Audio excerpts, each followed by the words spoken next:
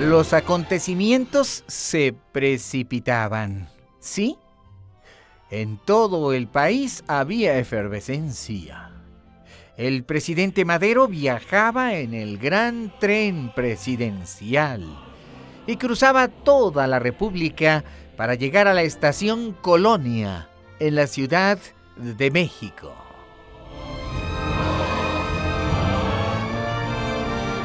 Habría una recepción tumultuosa. Se estima que más de 100,000 personas se lanzaron a las calles de la Ciudad de México, que por aquellos años tenía 500,000 de habitantes escaso. Pero es que habían llegado todos los revolucionarios de diferentes estados y lugares. También Emiliano Zapata había llegado. Él también formaría parte del tumulto, no solamente porque estaba invitado, sino porque tenía deseos de conocer al señor Madero.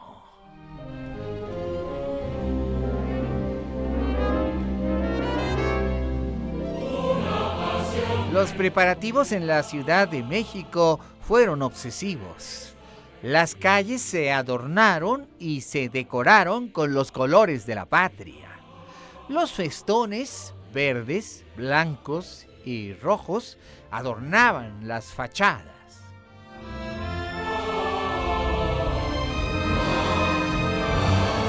Todos los periódicos capitalinos daban cuenta del asunto. Nunca antes se había vivido tanta emoción. Hay que recordar los años que el país tenía siendo gobernados por un solo hombre, el dictador, don Porfirio. Ahora, las cosas estaban cambiando tan rápidamente que la gente casi no lo creía. Pero era verdad, y tan solo en unas cuantas horas, la Ciudad de México despertaría a la nueva realidad, el primer intento de democracia en la historia nacional. El presidente provisional, don Francisco León de la Barra, había dado órdenes para que todo estuviera dispuesto. Tendría lugar un gran acto ceremonial en el Palacio Nacional. Desde que llegara a la estación Colonia, el presidente Madero sería escoltado con rumbo a Palacio. Había, por supuesto, un itinerario preciso. Las calles estaban ya adecuadamente preparadas. Habría una escolta militar. Habría también bandas militares y soldados que escoltarían al señor Madero. Y finalmente en Palacio Nacional, la recepción sería espléndida. Una pasión me domina, y es la que me sobrevive. No cabe duda que así es el destino. Antes de amanecer, aquel día 1 de junio de 1911, la tierra se confabuló con el hombre. Y en plena madrugada tuvo lugar un terremoto. La tierra se sacudió como hacía décadas que no sucedía. Inclusive hubo algunos edificios que se vinieron abajo. Las imponentes torres de catedral se mecieron, al igual que todos los edificios. El terremoto había ocurrido unas cuantas horas antes de amanecer. Y la gente así recordaría la fecha diciendo: el día que entró Madero, hasta la tierra tembló.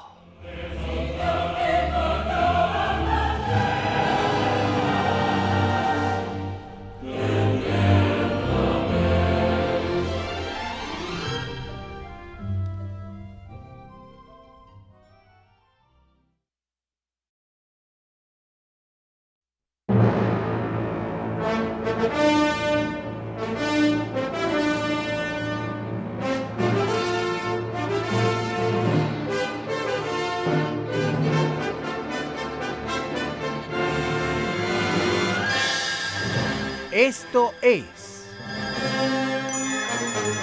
Encuentros con la Historia. Hoy presentamos el capítulo 11 de la serie, Ecos del Sur. La vida del general Emiliano Zapata Salazar, al que la gente llamó el caudillo del pueblo. Productor ejecutivo y productor general,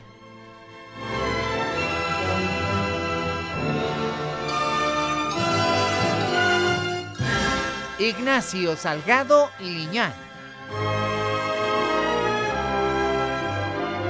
Efectos físicos, efectos especiales, ambientación y operación técnica, Jorge Alonso.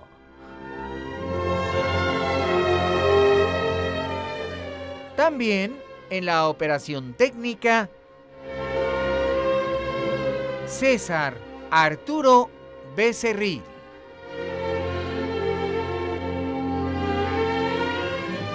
Investigación histórica, investigación musical y musicalización, Felipe Saldívar.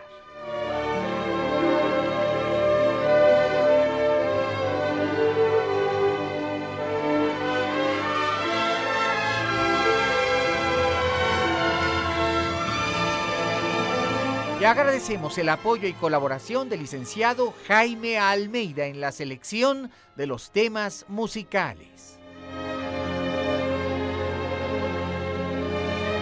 Y todos bajo la dirección de tu amigo el Dr. Pepe Cruz, responsable de la creación y de la redacción del libro histórico. El conocimiento de la historia nos transforma en mejores personas.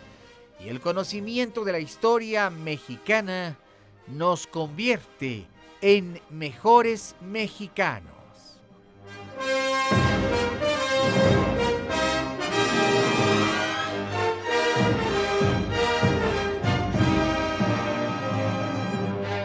Esta es una presentación de Radio Centro 1030, calidad en tu vida, y también de Grupo Radio Centro.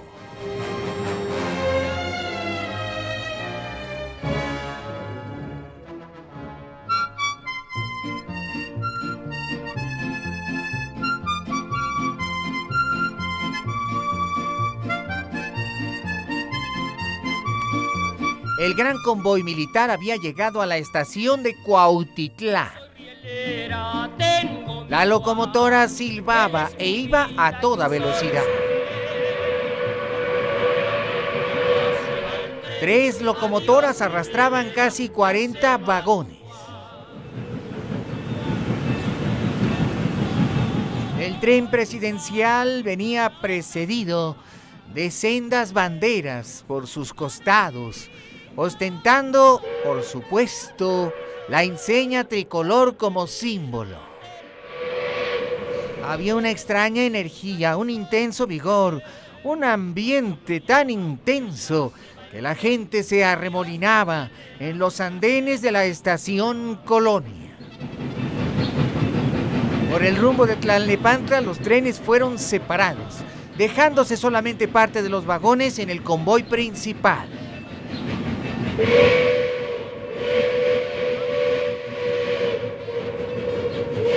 Las campanas de toda la ciudad se echaron a vuelo y se escuchó el tremor de los cohetones. Toda la ciudad estaba envuelta en la fiesta. El tren presidencial llegó al andén. No cabía ni una sola alma. Finalmente, en el tren venía Madero y este fue lentamente acomodándose en los andenes. La locomotora rugía y tocaba su campana.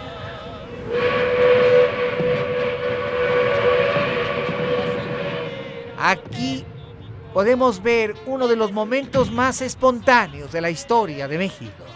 Era tanta la gente en los andenes que algunos de plano se cayeron hacia el interior, poniendo en riesgo sus vidas al paso del tren. Cuando Madero se asomó por primera vez en la escalerilla, estallaron los aplausos y se empezaron a escuchar los gritos de "no empujen, no me jalen, no me avienten". Los soldados tuvieron que avanzar para dejar espacio suficiente para que Madero y quienes le seguían pudieran cruzar el andén. Emiliano estaba atrás, a corta distancia, pero no en el andén. Con él un grupo de 7 u 8 zapatistas de relevancia. También Gildardo Magaña y Eufemio Zapata estaban ahí. Los aplausos eran constantes y ensordecedores. Y los gritos de "¡Viva el señor Madero!".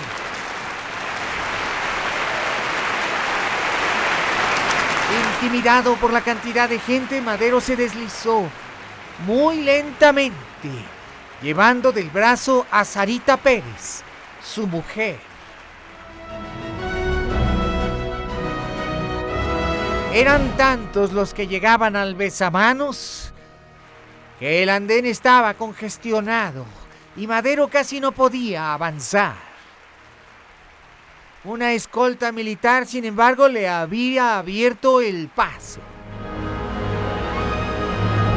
Al terminar el andén había un gran vestíbulo. Ahí estaba la figura delgada y característica de Emiliano Zapata. Eran muchos los relatos. Madero sabía quién era aquel hombre tan impecablemente vestido de charro. Parecía la figura misma de un plateado, con la pistola al cinto y el sombrero entre las manos. Y aquel traje bordado de seda y de plata. Identificando perfectamente o adivinando de quién se trataba, Madero se detuvo y le dijo, casi al oído: "Emiliano Zapata, ¿verdad?". Se cruzó una mirada de fuego entre los dos hombres. Ambos compartían las mismas causas y los mismos anhelos. Serían solo unos instantes los que cruzaron palabras. Pero Madero alcanzó a decirle: "Hablaremos en la recepción. Tengo un gran interés en que platiquemos. Emiliano". Bondadosamente Zapata le respondió: "Así será, señor Madero". Y entrelazando las manos, los dos caudillos se despidieron. Apenas había sido aquello un saludo completamente efímero, pero se habían dicho todo con la mirada. Madero trepó al automóvil que, estando descubierto, le permitiría el contacto visual con la gente, y los aplausos continuaban, y un diluvio de flores caía de los balcones, también el confeti y las serpentinas, pero la multitud era agobiante, y el calor extenuante. Un sol abrasador acompañaba al séquito de Madero, mientras que ya en el zócalo se escuchaba la salva de cañones y las campanas de toda la ciudad enmarcaban aquel día. Los gritos eran constantes, la emoción intensa. Madero llegaba al final de una lucha de mucho tiempo. No era el triunfo de Madero, en realidad era el triunfo de toda una nación. Miles y miles de personas que en aquel día culminante veían culminadas sus aspiraciones. Era una renovación en la sangre, de hecho, una transfusión de sangre, sangre nueva, joven y vigorosa en el gobierno del país. Y toda la tarde fue de fiestas. El pueblo se divertía sencillamente, con atole y con tamales como en otros tiempos, con los fuegos artificiales. Y en el interior del gran recinto, en el Palacio de Gobierno, León de la Barra homenajeaba a Madero como héroe de la nación. En el interior había circunspección y etiqueta, hipocresía y dolo, envidia y celos, ira y odio. Porque como siempre el pueblo es más espontáneo en sus sentimientos. Pero bajo el techo del Palacio Nacional, dos clases sociales se disputarían el poder. Y en medio de las mascaradas y las hipocresías, pero en medio también de los protocolos y las etiquetas, se escondía la rabia.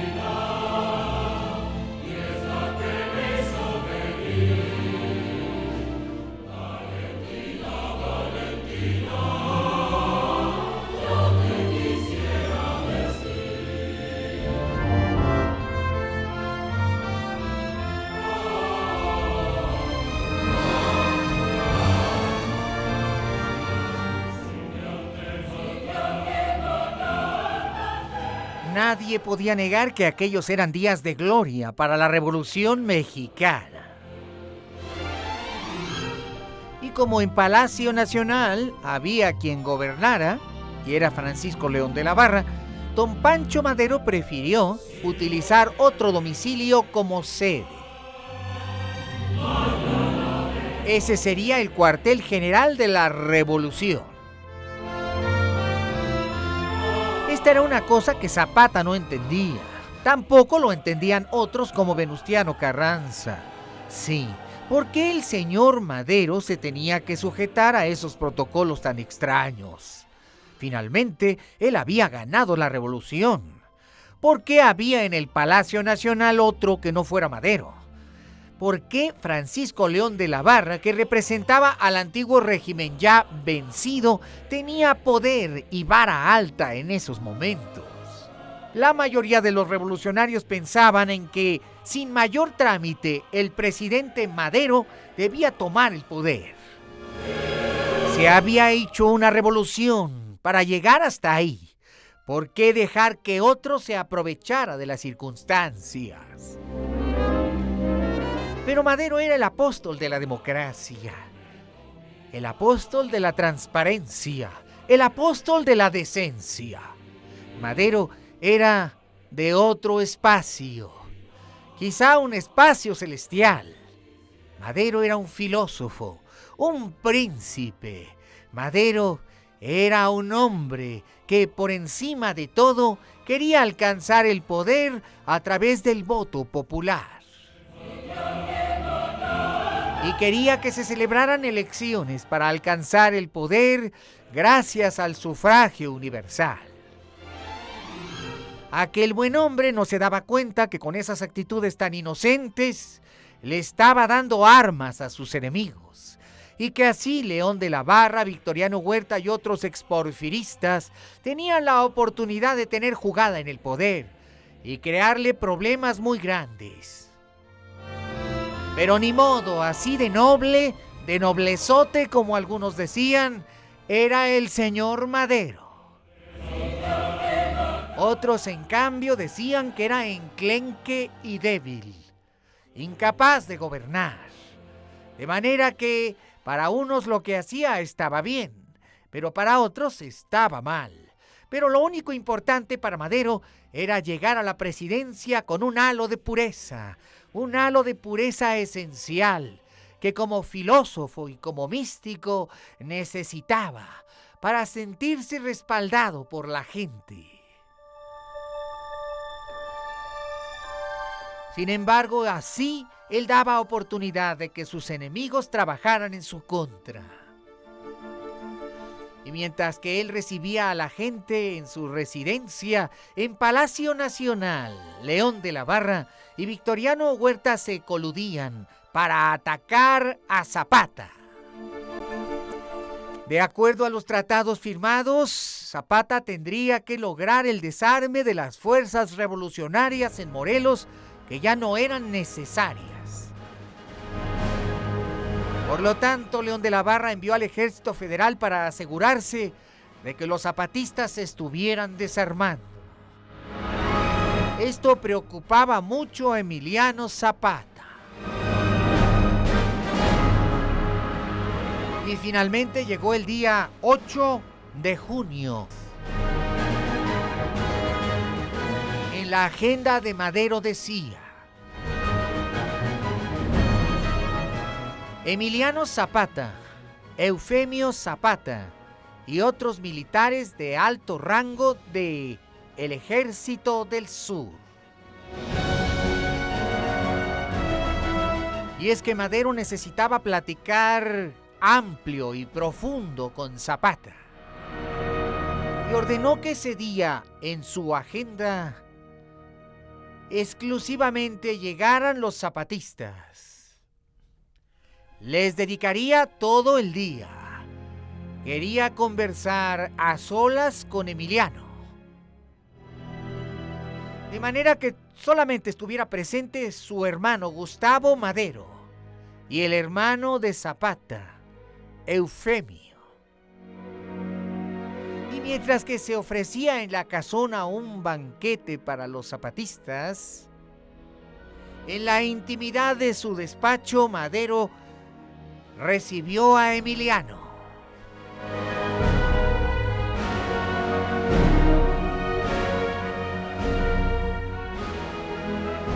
Madero le dijo en tono solemne, tal y como él era: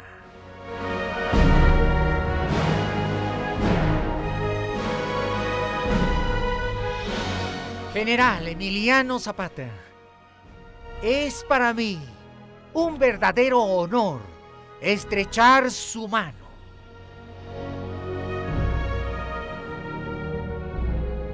Siéntese usted, hágame el favor, pero antes hágame partícipe de un abrazo, señor general.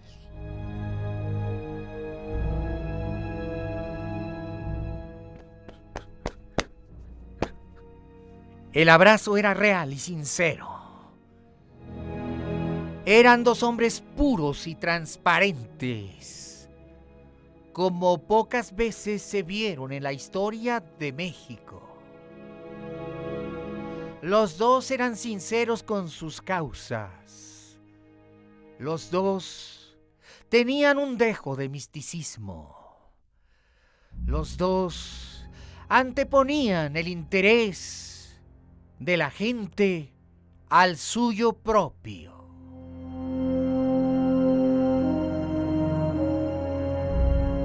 eran un apóstol y un santo, y podían comulgar perfectamente y mirarse a los ojos sin envidia, sin dolo, sin hipocresía. Y muy pronto afloró el cariño en sus rostros, el aprecio sincero, el aprecio viril de dos luchadores sociales, el aprecio honesto de quienes realmente buscan un país mejor, una sociedad mejor, un proyecto de vida mejor para todos. Y Madero y Zapata se entendieron plenamente y se hicieron amigos.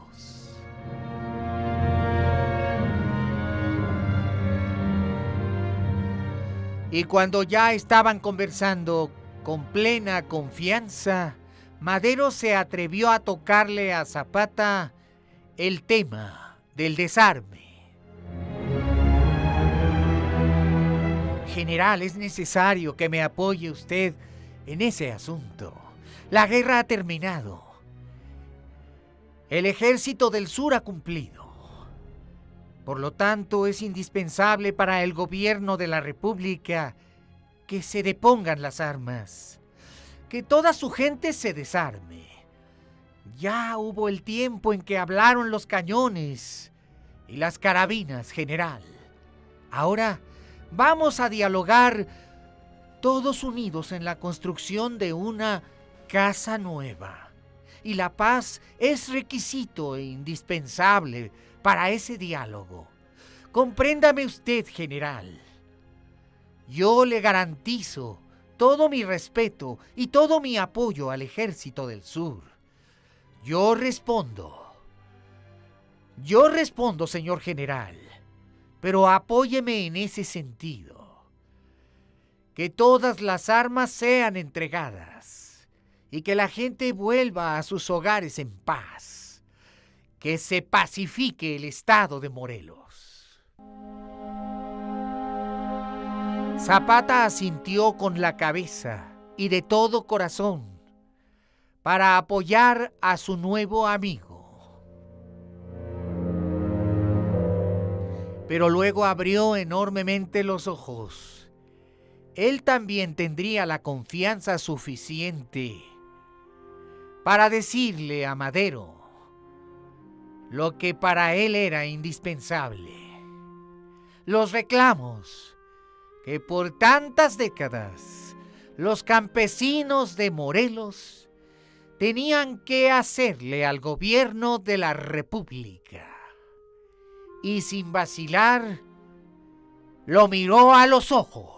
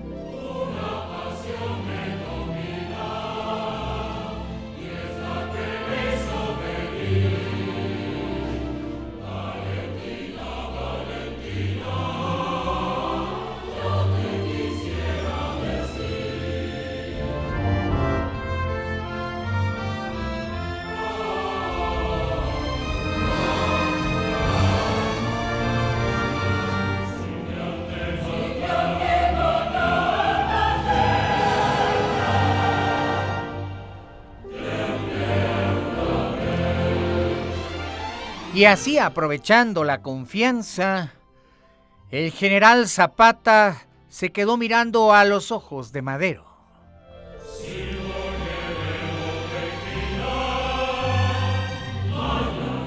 La inteligencia natural de Madero le llevó a preguntar a Zapata: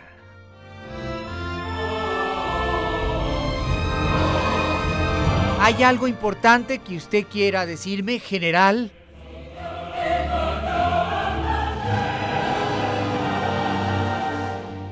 A veces Zapata podría ser brutal en sus afirmaciones. No disimulaba las cosas. Las decía cara a cara, abiertamente, con todo su poder y toda su circunstancia. Y así, mirando a los ojos de Madero, Zapata le dijo: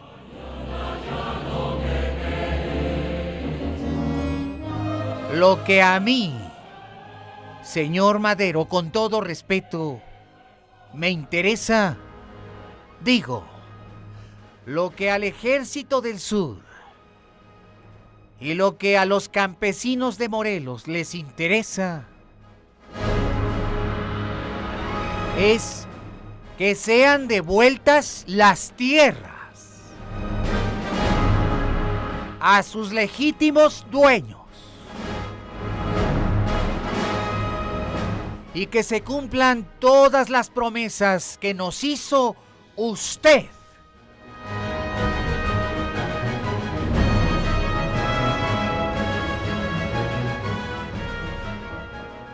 Las tierras en Morelos deben ser repartidas de inmediato,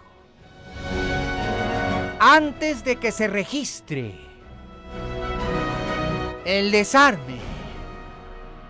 Con todo respeto dicho, señor presidente.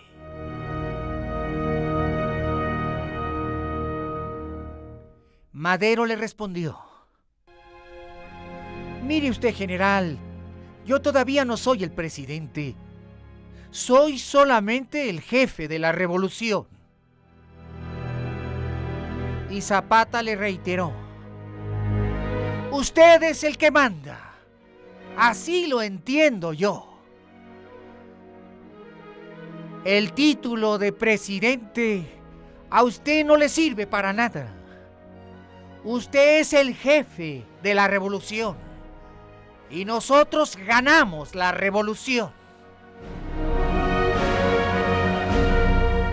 A ese señor que llaman presidente no le debemos nada y no es nadie para mandar. Usted es el que manda y a usted le demando que nos devuelva la tierra.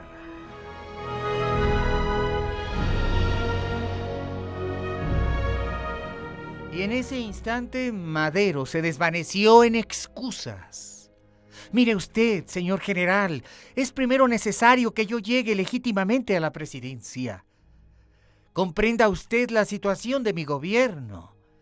Un gobierno que todavía no se ha convertido legalmente en tal, no tiene autoridad ni poder para devolver tierras. Y Zapata constantemente le decía: primero, devuélvanos las tierras y después, quítenos las armas. Y ese fue el punto de desencuentro de la reunión. Madero consideraba que eso serían trámites muy largos, ya que estaba de por medio la justicia, la legalidad y el orden. En cambio, para Zapata, lo único de justicia era el reparto inmediato de la tierra. Aún así, los dos hombres se dieron la mano firmemente.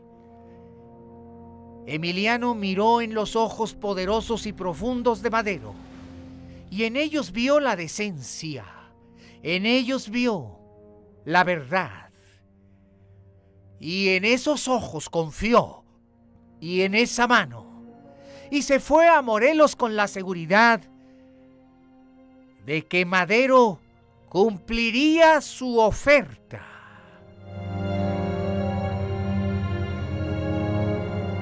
Zapata se iba contento. Zapata se iba feliz. Zapata estaba aprendiendo a confiar en los políticos e invitó a Madero para que fuera a Cuernavaca y le reiterara a la gente de Morelos aquel compromiso de reparto de tierras.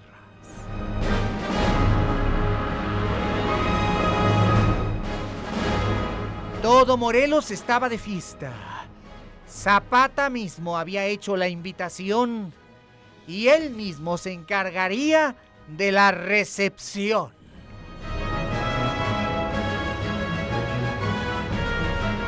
Y el día 12 de junio de 1911, el presidente Madero tomó el tren presidencial y se dirigió a Cuernavaca. Había docenas de banderas colocadas desde la máquina hasta el último vagón de pasajeros. A su paso, los campesinos morelenses aplaudían y cantaban ¡Viva San Madero! Y al llegar a la estación de ferrocarriles en Cuernavaca, ahí estaba Zapata para darle la bienvenida. El señor Madero venía a reafirmar su compromiso y a repartir la tierra, se dijo. Él es mi vida, yo soy su querer. En los planes de Zapata solamente había optimismo.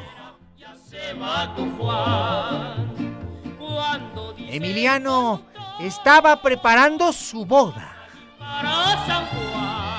para que la fiesta fuera completa.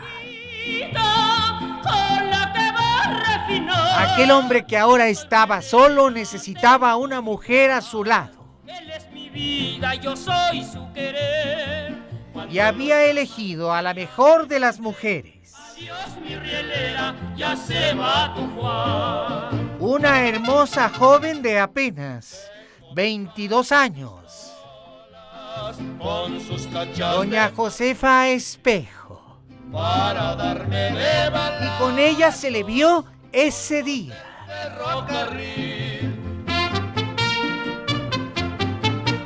Y los cohetes silbaban y las campanas repicaban. Todo era fiesta en Cuernavaca.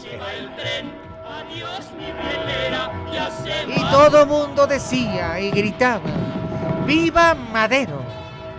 ¡Viva Zapata! ¡Viva la Revolución Mexicana!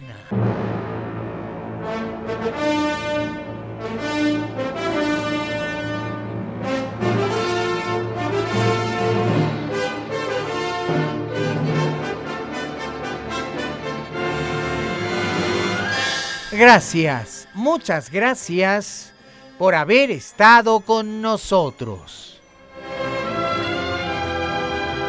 En el capítulo 11 de la serie,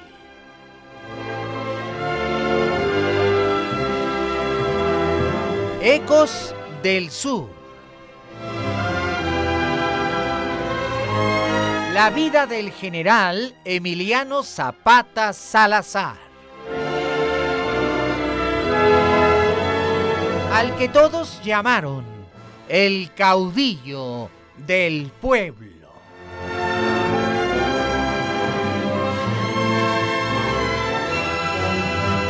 Y a nombre de todos quienes trabajamos en este proyecto, gracias, infinitas gracias por tu preferencia. Y te recuerdo, los 365 días del año en Radio Centro son días de encuentros con la historia. Por tu fina atención, nuevamente muchas gracias y hasta mañana, por la misma estación Radio Centro 1030 y a la misma hora.